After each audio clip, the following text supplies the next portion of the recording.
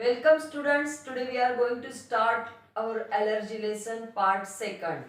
So our next topic is that some common allergic reactions. Students, in part 1st we completed what is mean by allergy and how this allergy is caused due to the histamine. And after that we learn about the allergens and topic we completed up to the how these allergens are enter in our body. So now our topic is that some common allergic reaction. So next topic of the lesson is the some common allergic reactions. And the first one is the hay fever. Hay fever is usually caused by a reaction to the pollen grains. And that is therefore particularly when it is common when flowers are open, and many people suffer from these pollen grains.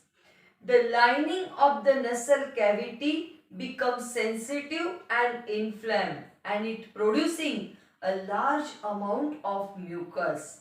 So the affected person from these pollen grains suffer from running nose, then sneezing.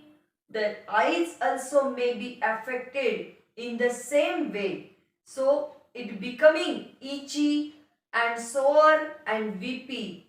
When a person reacts adversely to a substance in this way, we say he or she is allergic to it. So these are some common symptoms of the hay fever.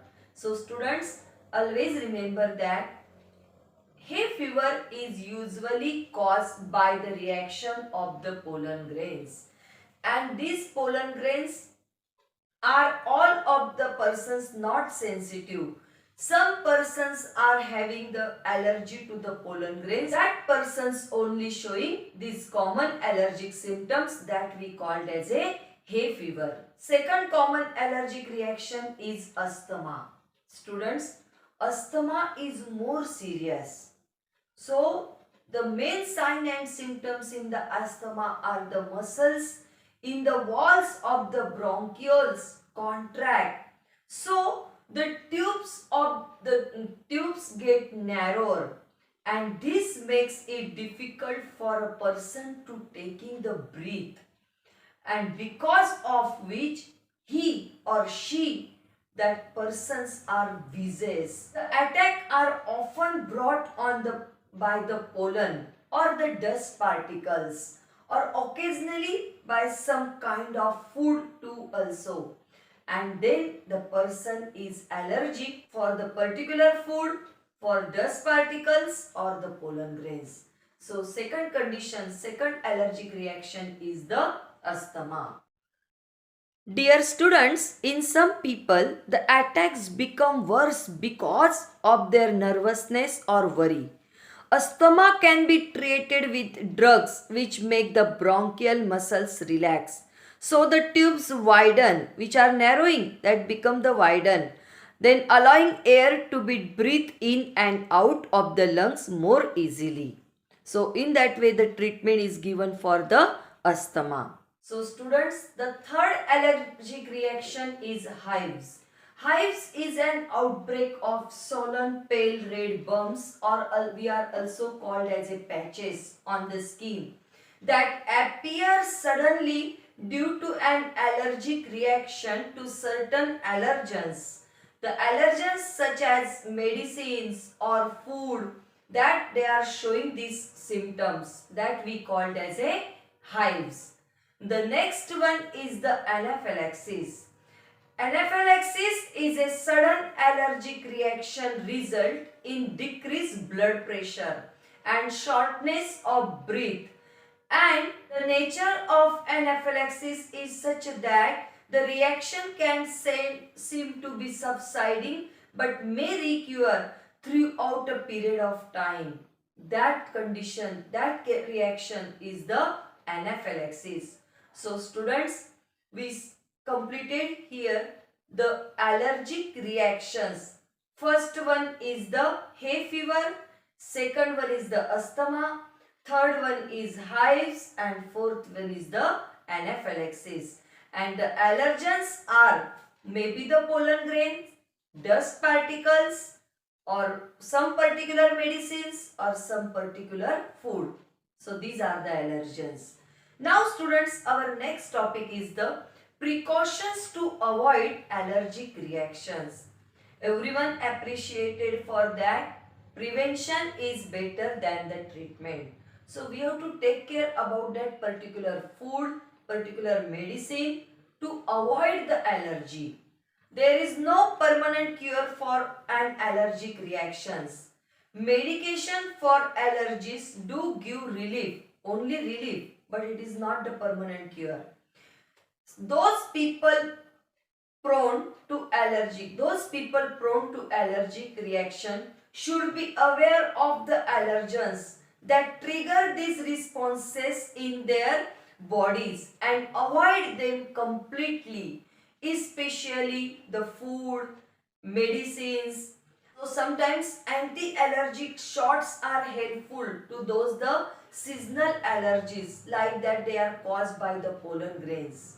So students, there is no permanent cure. So we have to take care of that particular food and particular medicines. So we will avoid the allergic reactions due to that particular allergen. Doctors specialized in treating allergies should be consulted when allergy is severe.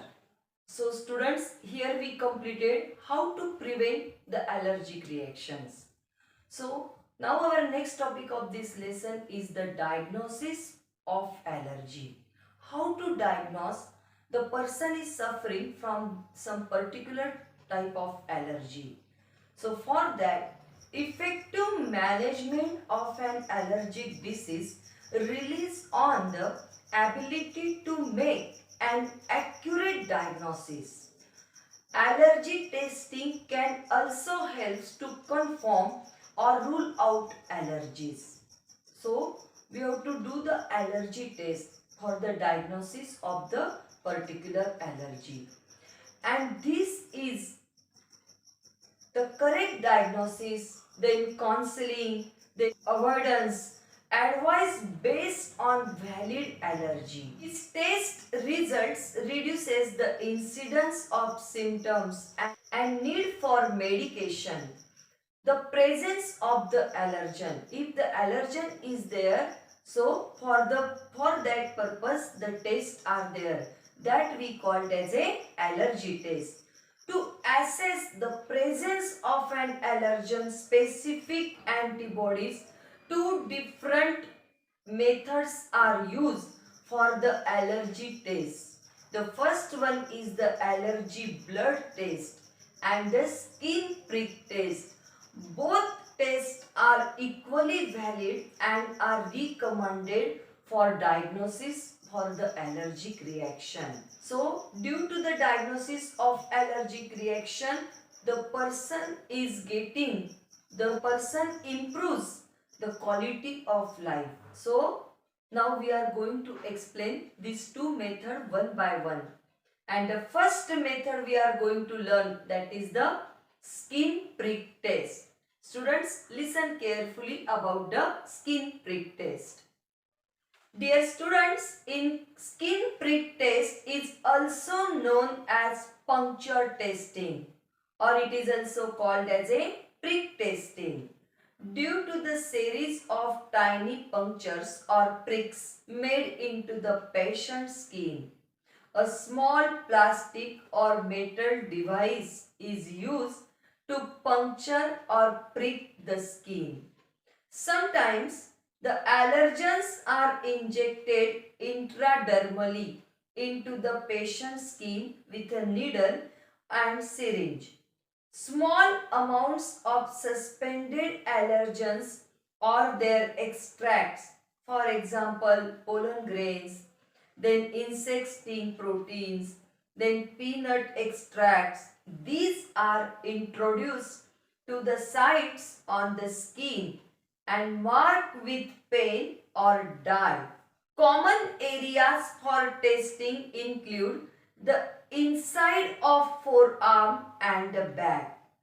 If the patient is allergic to the substance, then a visible inflammatory reaction will occur in about 30 minutes. Usually students, in 30 minutes we will see that inflammatory reaction. This response will range from slight reddening of the skin to a full-blown hive in a more sensitive patients, similar to a mosquito bite. Like that mosquito bite, we are able to see the hive. Some patients may believe they have determined their own allergic sensitivity from observation, but a skin test is always better. So students, here we completed the first test, that is the skin prick test, where we are given the injection to our skin part and test is going on. So here we completed the skin prick test. So students, the second test is the blood testing for allergy. In the blood testing of allergy, an allergic blood test is very quick and simple, and it can be ordered by licensed healthcare provider.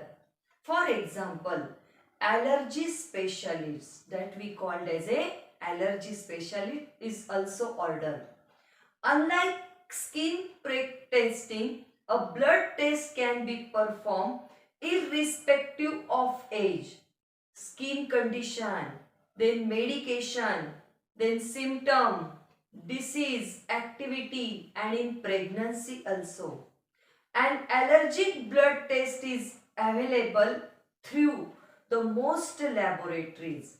A sample of the patient's blood is sent to a laboratory for the analysis, and the multiple allergens can be detected with a single blood sample, and these allergy blood tests are very safe since the person is not exposed to any allergens during the testing procedure. That is why this test is very safe during the pregnancy period also, during the any other disease condition also. That's why the blood testing method is more usually we are appreciated. So students, about the blood testing we learn for that. The test measures the concentration of specific antibodies in the blood. The quantitative allergy blood results can help determine what a patient is allergic to, and it helps predict and follow the disease development, estimate the risk of a severe reaction, and explain cross reactivity. So these are some benefits of the blood testing method for the allergy. So students, here we completed the two methods to test for allergy. The skin prick test and second one is the blood testing. But students, the blood testing is the most favored for the allergy test, because in any condition, in pregnancy condition, in any other disease condition, it is easily checked in one sample of the blood.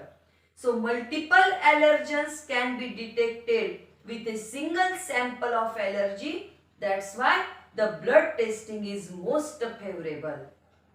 So students, in part second, we completed some common allergic reactions, then how to prevent the allergy, then third we learn about the diagnosis of for the allergy, the two tests. The first one is the skin prick test and second one is the blood testing.